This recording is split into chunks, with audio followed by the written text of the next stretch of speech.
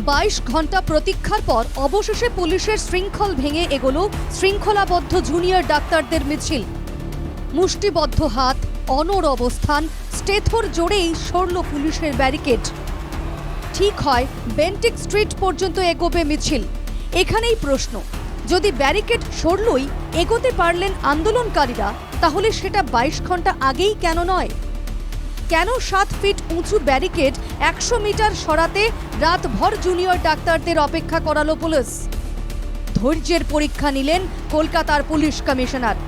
যদিও সোমবারই আন্দোলনকারীরা পুলিশকে জানিয়েছিলেন, যদি তারা 36 ঘন্টা ডিউটি করতে পারেন তাহলে তাদের দাবি পূরণ না হওয়া পর্যন্ত অবস্থান চলবে। অবস্থান চলাকালীনই সোমবার রাতে পেছনের দরজা দিয়ে বেরিয়ে যান সিপি বিনীত গোয়েল। সেই ছবি ছিল একমাত্র এনকেটিভি বাংলার হাতেই। এই আন্দোলনে সবচেয়ে বেশি নজর কেড়েছে মেরুদণ্ড হাতে জুনিয়র চিকিৎসকদের মিছিল। বারবার আন্দোলনকারীরা দাবি তুলছিলেন, কেন সিপি এসে তাদের সঙ্গে কথা বলছেন না। সোমবার বারবার আন্দোলনকারীদের সঙ্গে এসে কথা বলেও তাদের দাবি থেকে টলাতে পারেনি পুলিশ। অবশেষে মঙ্গলবার দুপুরে কাটল জট। তৃতীয়বার পুলিশ কর্তাদের সঙ্গে আলোচনা করার পর 22 জন প্রতিনিধিকে পুলিশ কমিশনার বিনীত গোয়েলের সঙ্গে দেখা করার অনুমতি দেওয়া হলো। পুলিশ ব্যারিকেড খোলার পর আন্দোলনকারীরা বলছেন, এটা তাদের নৈতিক জয়। 22 ঘন্টার স্নায়ুযুদ্ধে জিতলেন রাস্তায় রাতভর আন্দোলনে থাকা জুনিয়র ডাক্তাররা। অ্যাডিশনাল সিপি অনুমতি দেওয়ার পরই শুরু হয় লৌহ কপাট সরানোর কাজ। আবার উঠতে শুরু করে উই ওয়ান্ট জাস্টিস, আমরা করব জয় স্লোগান। সঙ্গে শিরদাঁড়া হাতে লালবাজারের উদ্দেশ্যে এগিয়ে চললেন আন্দোলনকারী চিকিৎসকরা। মানববন্ধন করে ডাক্তারদের প্রতিনিধি দলকে এগোতে সাহায্য করল রাতজাগা পুলিশ।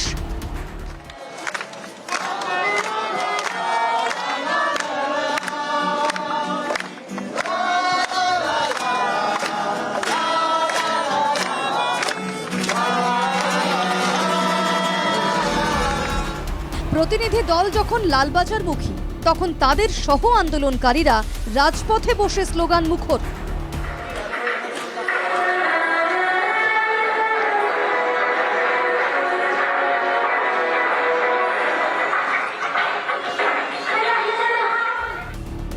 প্রায় ঘণ্টাখানেক পর বৈঠক শেষে বেরিয়ে 22 সদস্যের প্রতিনিধি দল জানায়, পুলিশ তার ব্যর্থতা স্বীকার করেছে।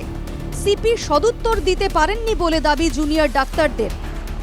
প্রশ্ন করি যে উনি কি এই ঘটনার পার্সোনালি উনি কি নৈতিক দায়ভার নিচ্ছেন? তাতে উনি উত্তর দিয়েছেন যে উনি নিজের কাজে সন্তুষ্ট, তবে উনার কোনো ঊর্ধ্বতন কর্তৃপক্ষ যদি মনে করেন যে তিনি তার কাজে ফেল করেছেন এবং তাকে যদি তার পদ থেকে সরিয়ে দেওয়া হয়, তাহলে সেই দাবিও উনি হাসি মুখে মেনে নেন।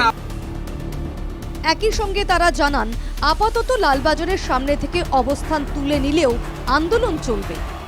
সিপির পদত্যাগের দাবিতে অনড় অবস্থানের কথাও জানান আন্দোলনকারীরা।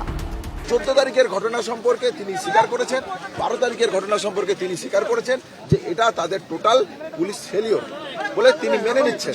এই আলোচনার সদুত্তর এবং সদর্থক পদক্ষেপ আমরা সিপির কাছ থেকে পাইনি।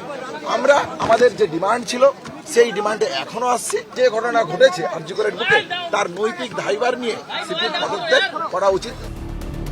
অবস্থান প্রত্যাহারে হয়তো আপাতত হাফ ছেড়ে বাঁচল লালবাজার, কিন্তু ব্যর্থতার দাবিতে নতুন করে বিতর্কে কলকাতা পুলিশ। মত রাজনৈতিক মহলের।